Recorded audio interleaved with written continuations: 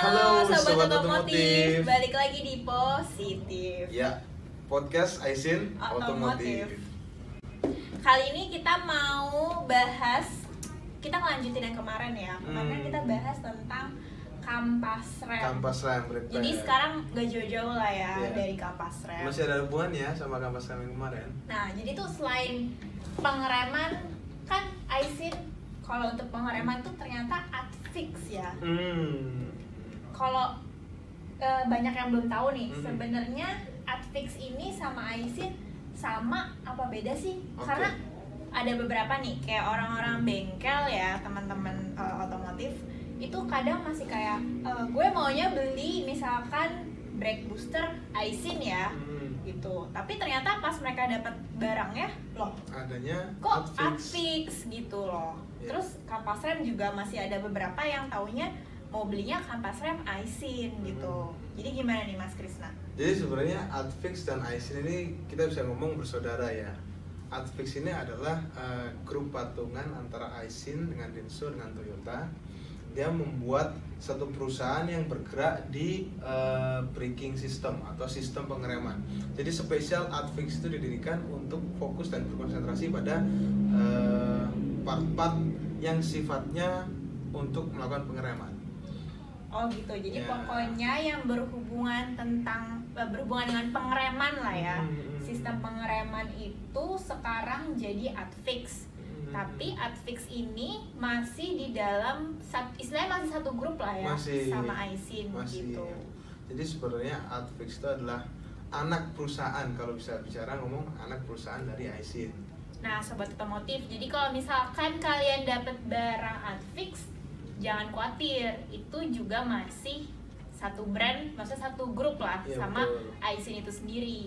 Nah, kemarin kan kita bahas tentang kampas Kampas rem. kampas rem nih. Kalau masih ingat di episode yang kemarin kita kan bahas brake pad atau kampas rem seperti ini nih, Tika. Oh iya, ini Ya ya. kan? Ada yang kuning sama ada yang Ada yang biru. biru, betul. Jadi kampas rem ini sebenarnya kan dia krusial banget fungsinya untuk melakukan pengereman. Ya kan, kita kemarin juga jelasin keunggulan dan kelemahannya kampas rem, memilih kampas rem yang bagus dan sebagainya. Terus kemudian kampas rem ini apakah bekerja secara independen sendirian? Enggak, ternyata kampas rem ini bekerja bersama teman-teman yang lain seperti yang sobat otomotif bisa lihat di belakang sini. Ada apa aja sih sebenarnya? Nah, ini ada satu kesatuan dari pengereman ini kan nggak cuma ada kampas rem nih, Betul. Mas Kris. Nah, di sini nih ada banyak nih, ada yang nih gede banget gitu. Ini apakah yang ini nyambung ke sini? Terus letaknya kampas rem ini sendiri tuh di sebelah mana sih? Oke, jadi di sini kan Tika sama sobat otomotif yang lain melihat bahwa di sini ada benda yang panjang, terus kemudian dia punya tangki di sini, ya kan?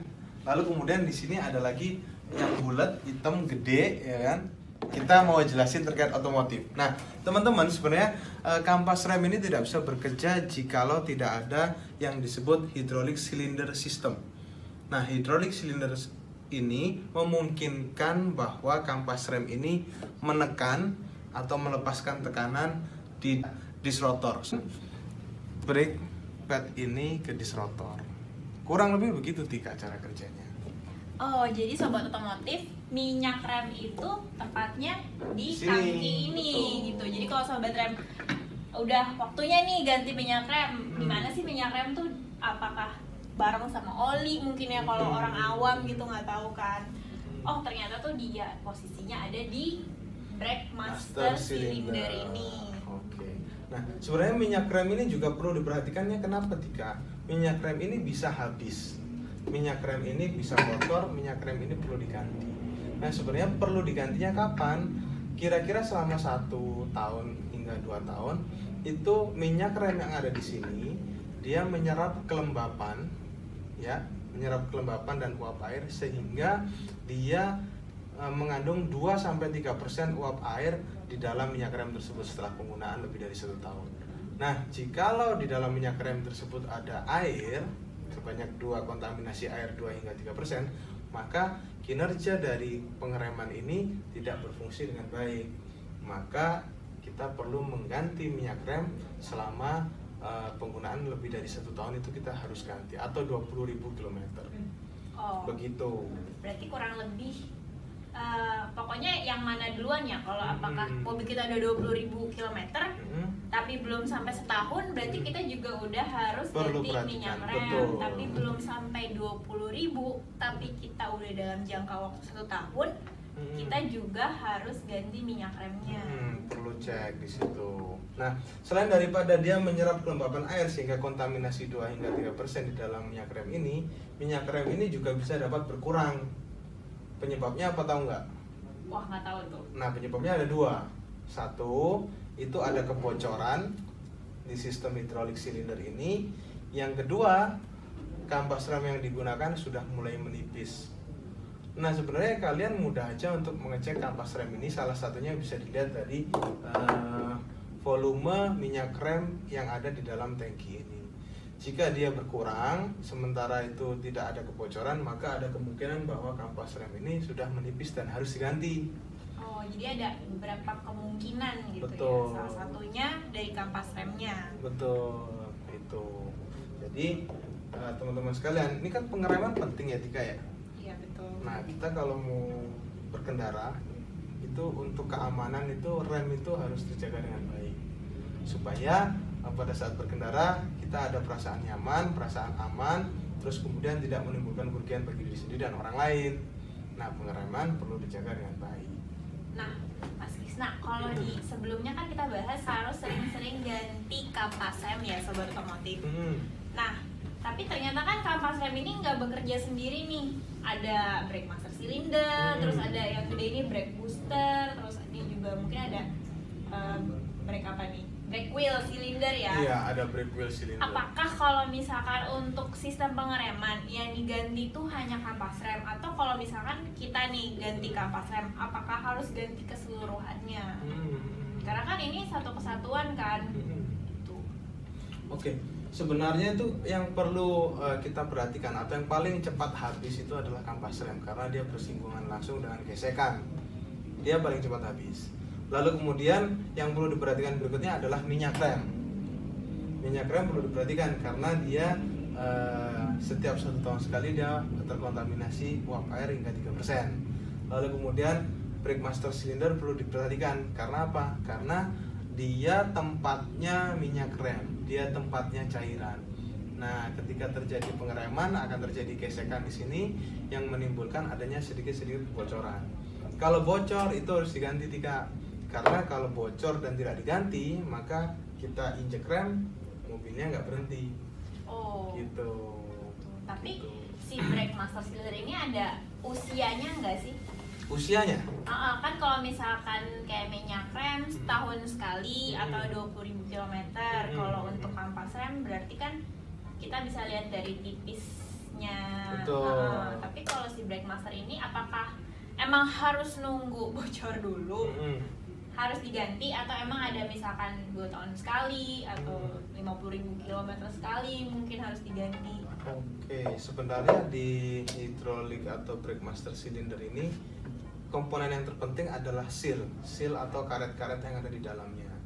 Nah, usia pakai karet itu kita bisa identifikasi dari lentur apa enggaknya. Kalau dia sudah nggak lentur, berarti dia sudah waktunya ganti karena itu akan menimbulkan kebocoran. Jadi paling gampang kalau dikatanya tadi, apakah harus bocor dulu baru ganti, ya kan kayak gitu kan? Kalau saya boleh menyarankan, jika ini bocor ini diganti. Namun jika tidak bocor tidak perlu diganti. Oh, oke. Begitu. Nah, jika kalau sobat otomotif semua mengindikasikan adanya kebocoran atau di sini lembab minyak rem, di sini lengket-lengket, itu berarti dia udah ada kebocoran dan harus diganti. Begitu. Tapi kalau misalkan ini kan kalau spare part ini kan berarti kan ada di dalam mobil, istilahnya nggak kasat mata lah ya, nggak kita juga bukan yang sering-sering buka kap mobil ya, apakah ada yang bocor apa enggak gitu. Nah, kalau misalnya kita lagi emang mengemudi kan, kalau misalkan kampas rem udah mau habis kan biasanya kita ngeremnya jadi lebih, biasanya yang cuma cuma ngegasnya mungkin segini kali ya, jadi kayak lebih dalam gitu. Tapi kalau misalkan indikasi ternyata si brake masternya ada kebocoran, apakah sama kalau sama kayak kampas rem kalau udah mau habis? Iya, bisa diindikasikan dari feeling pada saat menekan pedal rem. ketika diinjak pedal remnya terasa gembos ya, itu yang utama pasti ada masalah di brake master cylinder. Yang kedua barulah dicek kampas remnya, karena pedal feeling ketika diinjak pedal rem dan itu gembos, itu sudah ada sesuatu yang tidak beres. Itu mengindikasikan tidak adanya tekanan. Tekanan itu dihasilkan dari sini, dari brake booster dan brake master cylinder. Kalau itu kita tekan dan itu terasa gembos atau loss, maka tidak ada tekanan. Tidak ada tekanan berarti kemungkinan minyak remnya bocor atau habis. Gitu, maka itu ini perlu dicek dan diganti. Nah, kalau brake master cylinder kan berarti gunanya itu. Kalau brake booster berarti buat ngeboost, membantu adanya pengereman. Iya. Kalau lihat di Instagram pagi-pagi kita posting musik story, terus tulisannya captionnya mood booster. Nah, kan berarti mood booster artinya adalah meningkatkan mood kita di pagi hari. Kalau ini brake booster, meningkatkan kemampuan rem berarti. Iya, betul. Jadi ini disebut brake booster karena kalau kita translate secara harfiah ini artinya adalah meningkatkan kekuatan pengereman. Gitu sobat otomotif. Nah, kalau brake booster ini sendiri apakah kalau rusak ada indikasi nggak? Misalkan kan dia nggak mengandung rem, jadi nggak mungkin bocor ya. Kalau rusak biasanya tanda-tandanya kalau brake booster seperti apa nih, Mas Chris? Oke. Jadi kalau tadi saya jelaskan ada loss atau gembos ketika diinjak pedal remnya, terus kemudian ini diganti. Setelah ini diganti, terus tanda-tanda tadi itu masih muncul. Jadi itu adalah penyebabnya dari brake booster sini. Brake booster di sini kalau sobat otomotif lihat di sini, ini kan ada komponen yang di sini karet ya. Nah, karet ini ibaratnya dia untuk meredam ini tekanan yang dari pedal rem menekan ke sana. Karet ini bisa ketas.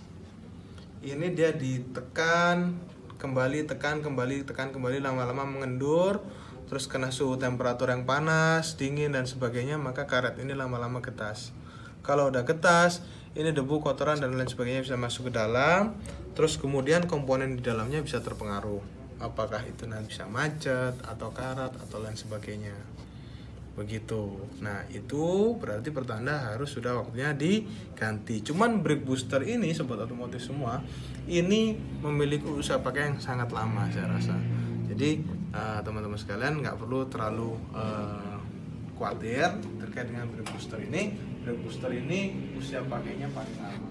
Mungkin bisa 4-5 tahun baru ganti, itu bisa aja. Gitu. Oke, gitu sobat otomotif.